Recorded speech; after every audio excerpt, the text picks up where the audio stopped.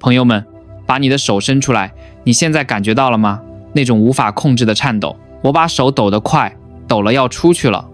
這不是電影台詞，這是人類在面對絕對死亡邊界時生理上最真實的恐懼反應。就在2026年1月25日，全台灣甚至全世界的目光都聚焦在了台北信義區那個瘋狂的男人，那個曾經讓奧斯卡金像獎都為之屏息的亞歷克斯·霍諾德 Alex Honnold， 他又來了。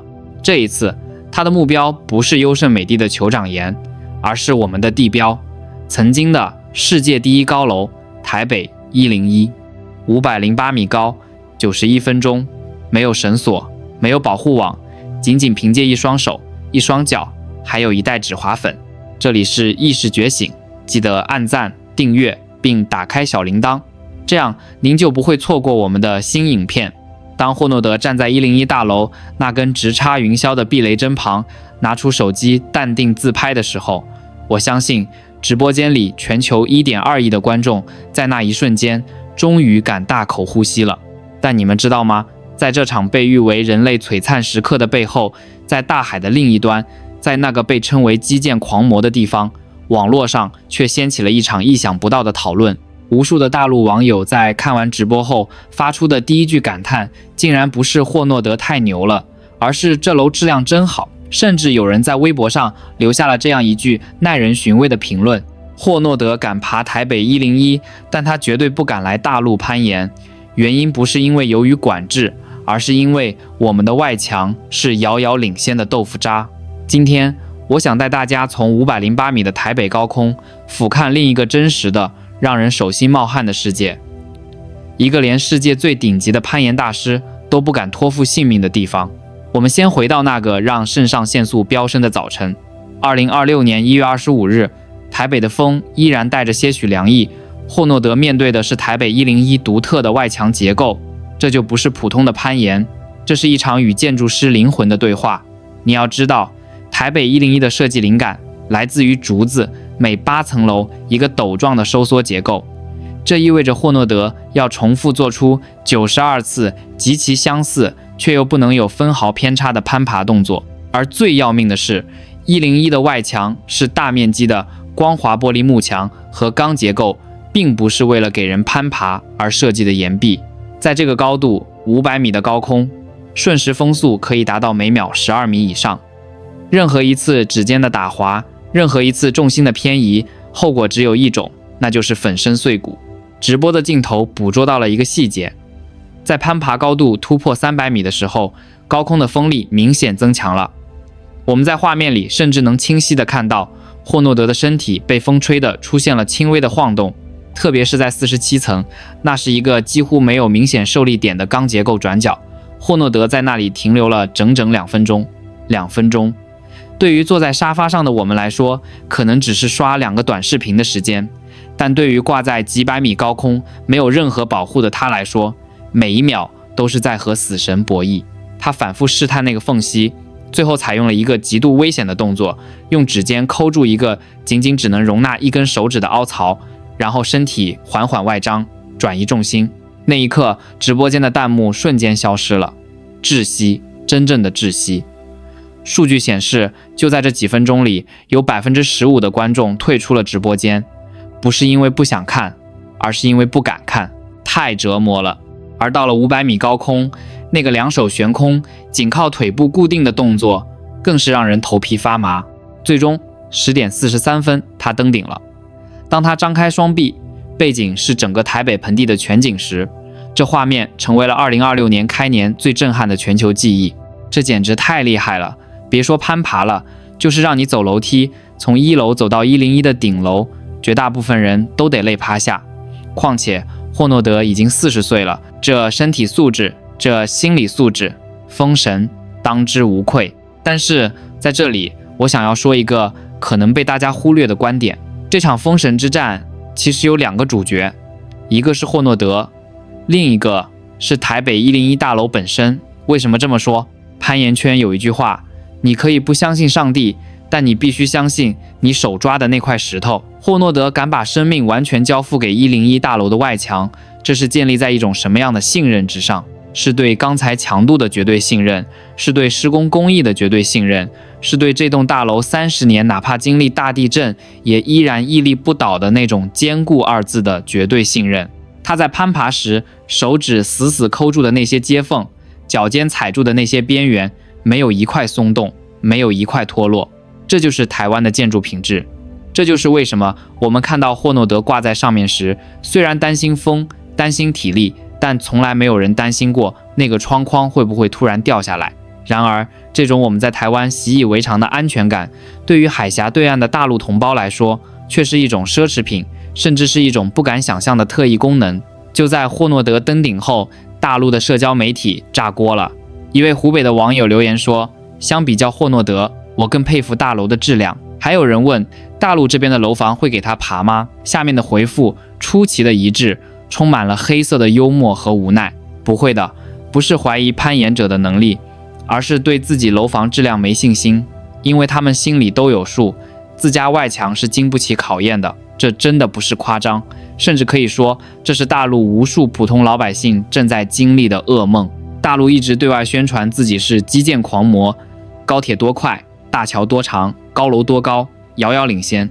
確實，在數量上是遙遙領先，但是如果你剝開那層光鮮亮麗的皮，看看裡面的肉，你會發現，這種領先的代價是觸目驚心的。別說讓霍諾德去爬外牆了，就是普通人走在樓下都得提心吊膽。在大岸的大陸，很多剛剛建造完成的新樓房，業主還沒拿到鑰匙，還沒入住，就已經變成了危房。外牆脫落，對於大陸的業主來說，不是什麼新聞，而是一種必然。風一吹，整面牆皮像下雨一樣嘩啦啦往下掉，手一摳，承重柱上的水泥像餅乾屑一樣脫落。試想一下，如果霍諾德來到大陸，面對一棟看似宏偉的居民樓，他伸手摳住一塊凸起的裝飾條，準備發力向上，咔嚓一聲，裝飾條斷了。他換個地方，踩住一塊瓷磚，嘩啦一聲，整面瓷磚牆帶着水泥塊剝離了牆體。這哪裡是攀岩，這簡直就是在玩俄羅斯輪盤賭。就像大陸網友自嘲的那樣，就這樓房質量，我就問誰還敢來大陸攀岩呀？這不就是在找死嗎？這不是危言聳聽。接下來我要告訴大家一些發生在基建狂魔國度裡的真實故事。這些故事裡的主角沒有霍諾德的身手，他們只是想在自己的家裡睡一個安穩覺，卻發現這竟然成了奢望。剛才我們還在開玩笑說霍諾德來大陸爬樓是送死，但朋友們請收起笑容，因為對於生活在那裡的千千萬萬普通人來說，這並不是一個段子，而是每天睜開眼就要面對的逃無可逃的生存現實。你敢相信嗎？在這個人類已經可以把探測器送到火星的時代，在那個號稱基建狂魔的國度裡，竟然存在着一種用手指就能摳爛的承重柱。讓我們把鏡頭拉近，走進一位大陸業主的家。這位大姐站在自己花了畢生積蓄買來的新房裡，她的手在顫抖，不是因為激動，而是因為恐懼。她面對着鏡頭說出了那句讓人心碎的話：現在在這裡，每分每一秒都是煎熬，感覺下一秒房子就要塌了。為什麼？因為她發現這棟承載着全家人安居夢的房子，竟然脆弱得像一塊放久了的餅乾。她走到陽台的承重柱前，請注意，這是承重柱，是一棟大樓的脊梁骨。她沒有用錘子，也沒有用電鑽，僅僅是伸出了一根手指，輕輕地在柱子上摳了一下，咔嚓沙沙，水泥塊像麵粉一樣掉落下來。她繼續摳，大塊大塊的混凝土剝落，露出了裡面生鏽的細得可憐的鋼筋。她在視頻裡帶着哭腔喊道：一摳就倒了，一摳就都掉了，這裡是絕對不能住了，一住隨時就要把命搭進來了。這就是所謂的鋼筋混凝土嗎？不，這簡直就是爛泥糊紙板。還有一個大哥，他的遭遇更離譜。他剛買的房子才交房不到2個月，高高興興地找人來裝修，結果裝修師傅進場第一天，臉色煞白地跑出來跟他說：大哥，你這活兒我不敢接。大哥懵了，問為什麼？師傅指着牆說：你這個柱子瓷磚根本貼不住。為什麼？因為裡面的水泥是鬆的，鐵都貼不上生意，全是孔，你讓我怎麼貼？貼上去明天就得掉下來砸死人。大家試想一下，如果你花了幾百萬，背了幾十年的房貸，結果買回來這麼一個東西，你會是什麼心情？看着視頻裡那位大哥無奈地拿着鏟刀，像刮膩子一樣輕鬆地把牆體刮下來，一邊刮一邊自嘲，看來不需要震动棒，我自己手動就能拆樓了。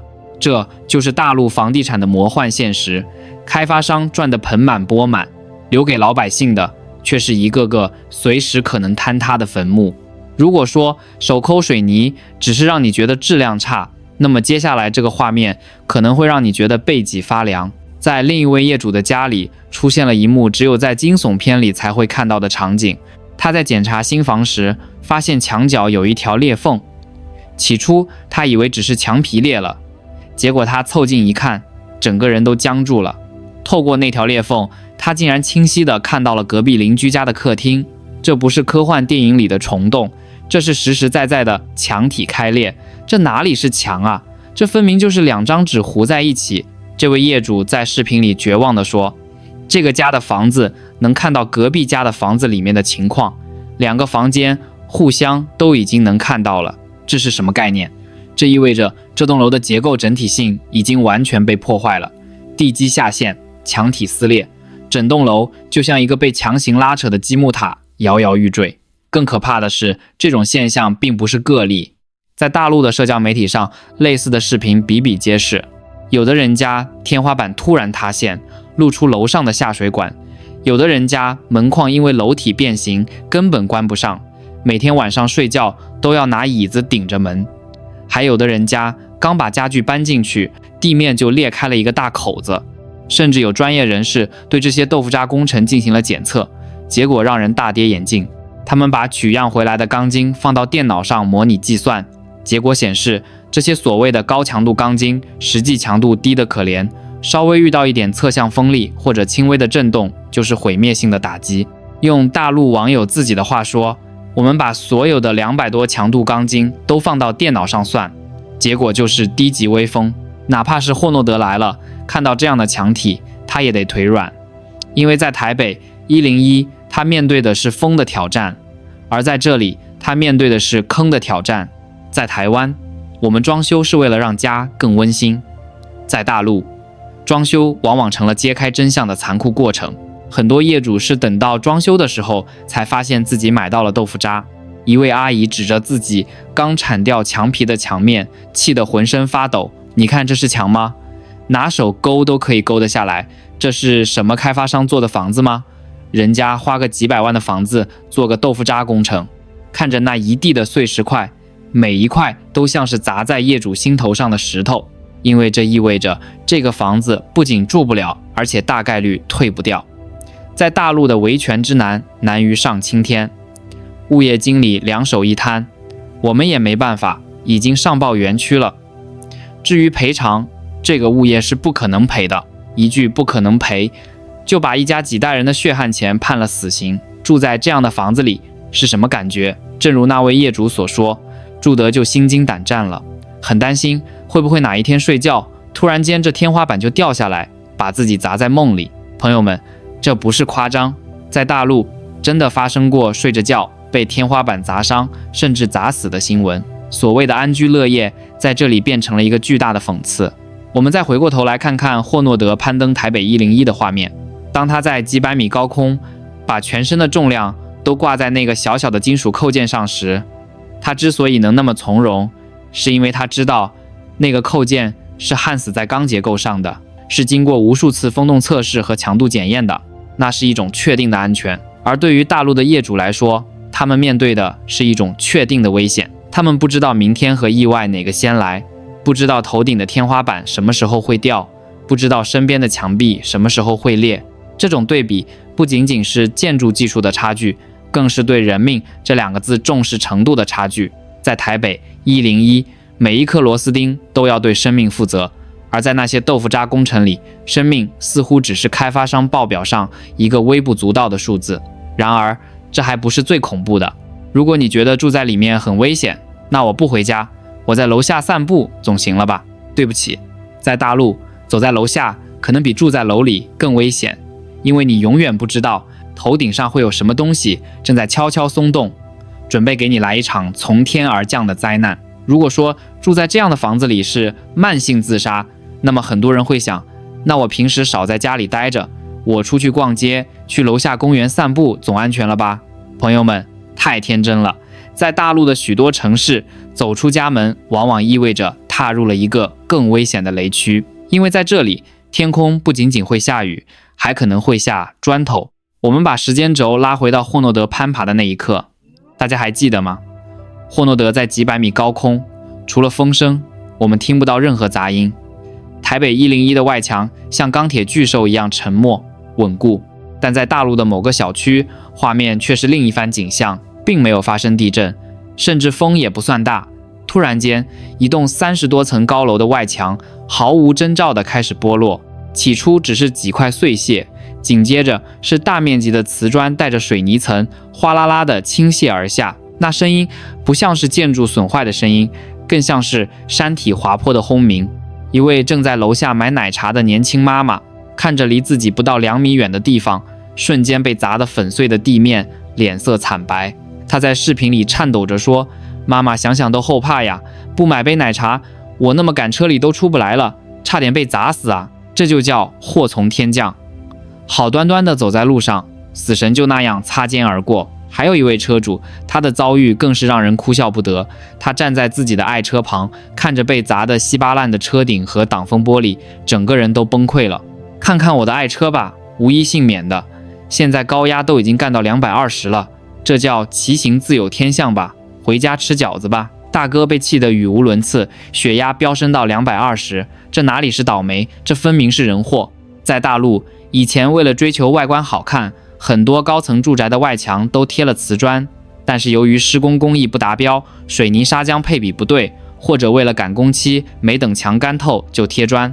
隨着時間推移，熱脹冷縮，這些瓷磚就變成了懸在空中的定時炸彈。有網友戲稱，以後要不了多久，出門全都戴安全帽，這樣才安全。還有人神補刀，以後啊，天上可能沒有掉餡餅，但是掉石頭是有可能的。就問你們刺不刺激？這就解釋了為什麼霍諾德不敢來大陸。試想一下，如果霍諾德正在攀爬一棟大陸的高樓，他抓的不是台北101那種一體化的結構，而是抓这種貼着瓷磚的外牆，他手指一發力，嘣的一聲，他手裡抓着的不再是支點，而是一塊脫落的瓷磚。哪怕他是超人，在那一刻也無力回天。說到這裡，我必須放出一組讓我印象極其深刻的對比畫面。這組對比徹底解釋了什麼是安全感，什麼是遙遙領先。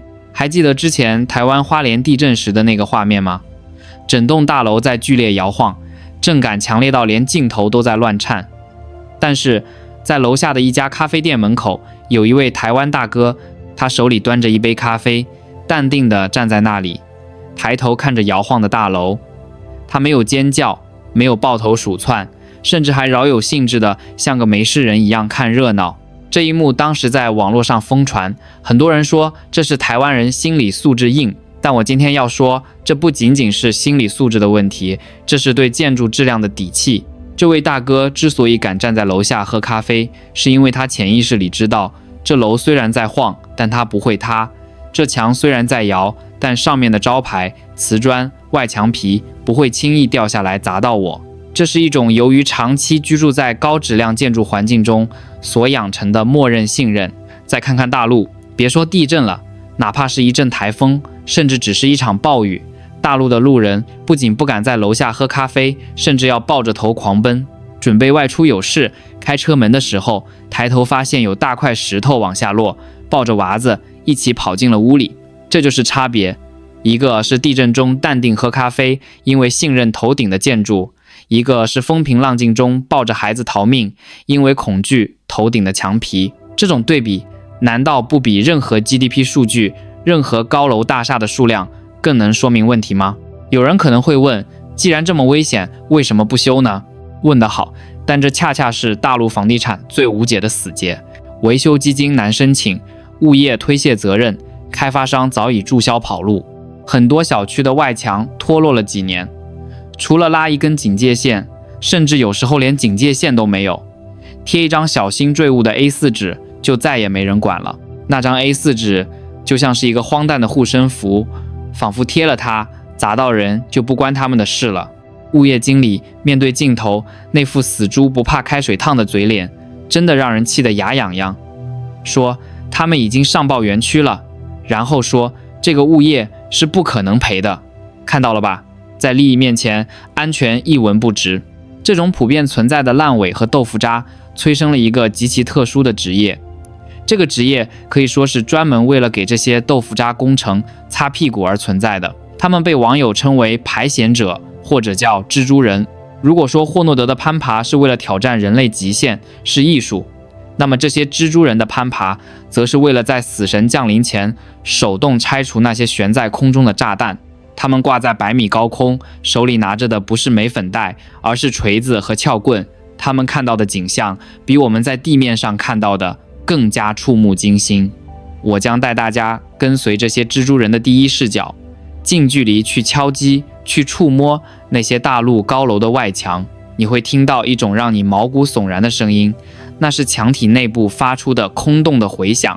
那聲音仿佛在說：金玉其外，敗絮其中。如果說霍諾德的攀爬是為了榮耀，那麼在大海對岸有一群人的攀爬純粹是為了生存，不僅是為了自己的生計，更是為了樓下行人的生存。他們就是大陸特有的高空外牆排險工。鏡頭轉到一個灰蒙蒙的雨天，下雨了，下雨了，緊急搶險。視頻裡，2個年輕的徒弟第一次下牆工作，這可不是什麼極限運動的直播現場，這是一場生與死的排雷行動。為什麼這麼急？因為樓下是一排門市，生意很好，人來人往特別多。如果不趕緊把那些搖搖欲墜的外牆敲下來，一旦掉下去，後果不堪設想。師傅在旁邊指揮，搞個錘子給你，你看我的腳。哎呦，這個不得了哦。當工人把身體懸掛在33層的高空，他的腳輕輕一蹬牆面，你猜發生了什麼？並沒有聽到厚實的撞擊聲，反而是牆皮像酥脆的餅乾一樣開始大面積剝落。工人手裡拿着錘子，但他甚至不敢用力敲，因為面前的這堵牆脆弱的超乎想象。慢點慢點，搞得這邊牆撐不住了。工人驚呼道，他原本只想敲掉一塊鬆動的瓷磚，結果這一敲，連帶着旁邊一大片牆體開始晃動，那感覺就像是多米諾骨牌，牽一髮而動全身。他媽的，牆都長了，開始倒。哪怕是這些見慣了危險場面的工人，此刻也忍不住爆了粗口，因為他們發現自己掛繩子的地方，甚至腳踩的地方，可能都是空的。這哪裡是修牆？這分明是在拆除一個隨時會爆炸的火藥桶。最讓人絕望的是聲音。大家閉上眼睛想象一下，當你敲擊一堵堅固的混凝土牆壁時，應該是什麼聲音？是沉悶的、厚實的嘟嘟聲。但在這些排險視頻裡，我們聽到的是什麼？是清脆的、空洞的咚咚聲。工人拿錘子敲開一個小洞，把頭伸過去看，然後对着鏡頭無奈地喊道：這裡面是啥呀？空的，從上到下都是空的。是的，你沒聽錯，從上到下都是空的。牆體和外面的裝飾層之間根本沒有粘合，完全是分離的。這意味着整棟樓就像披了一件並不合身的大衣，這件大衣隨時都會滑落。你看那個位置，頂上都全是空的，你看整個這一塊全是爆的。工人在高空大聲喊話，提醒同伴小心，因為這裡的牆體太爛了，掉下去的水泥塊甚至可能會割斷他們的安全繩。我感覺你那個繩子容易被砸壞，快敲開，敲小一點。這一幕真的比任何恐怖片都讓人揪心。霍諾德在台北101，擔心的是風速，而這些大陸的工人在樓房外牆，擔心的是被自己敲下來的豆腐渣砸斷繩索，摔得粉身碎骨。一位工人對着鏡頭展示了一塊剛剛掰下來的牆皮，他苦笑着說：我就拿來的這種牆，第一次遇到，這裡多捨不得，方言多麼危險，不管它，那就熱了，我就淹了。方言不管那麼多了，幹完拉倒。這種無奈的語氣，道盡了底層工人的辛酸，也道盡了大陸建築質量的荒唐。視頻看到這裡，我相信大家已經有了答案。為什麼大陸網友會說霍諾德不敢來大陸攀岩？這絕不是一句玩笑，這是對生命的最高敬畏。霍諾德之所以偉大，是因為他在挑戰人類的極限，而大陸的這些豆腐渣工程之所以可怕，是因為他們在挑戰物理学的底線，在挑戰良心的底線。如果霍諾德来到這裡，面對這些手一摳就掉、敲一下就空的牆壁，他的技術、他的勇氣、他的經驗，統統都會失效，因為你無法通過攀爬技巧去征服一堆即將潰散的沙土。正如文案開頭所說，那不是挑戰，那是玩命，是毫無意義的送死。那些大陸網友的自嘲背後是深深的無力感，他們羨慕霍諾德，不僅僅是羨慕他的勇氣，更是羨慕他腳下踩着的那片堅實的土地，羨慕他手指扣住的那棟值得信賴的建築。最後，我想對所有正在觀看這條影片的台灣朋友們說，也許我們平時會抱怨房價高，會抱怨生活瑣事，但是當我們看到海峽對岸那些隨時可能從天而降的瓷磚雨，那些裝修時一鏟就掉的酥皮牆時，我們應該感到慶幸，慶幸我們生活在一個對建築安全有着嚴格標準的地方，慶幸我們可以在地震時淡定地喝咖啡，慶幸我們的地標台北101不僅撐得起世界的目光，更撐得起人類對信任二字的重量。如果你有機會去大陸旅遊，請記得那位大陸網友的忠告，看到這樣牆體的樓房，一定要躲着走，因為它自身就是一種安全隱患。安全感有時候就像空氣，擁有的時候你感覺不到，一旦失去就是窒息。好了，看了今天霍諾德與大陸樓房的對比，你對基建狂魔這個稱號有什麼新的看法嗎？你覺得自己身邊的建築質量如何？歡迎在評論區留言分享你的觀點。如果這個視頻讓你感到震撼，或者讓你更加珍惜現在的安全生活，請一定幫我按讚、訂閱，並把視頻分享給更多的朋友。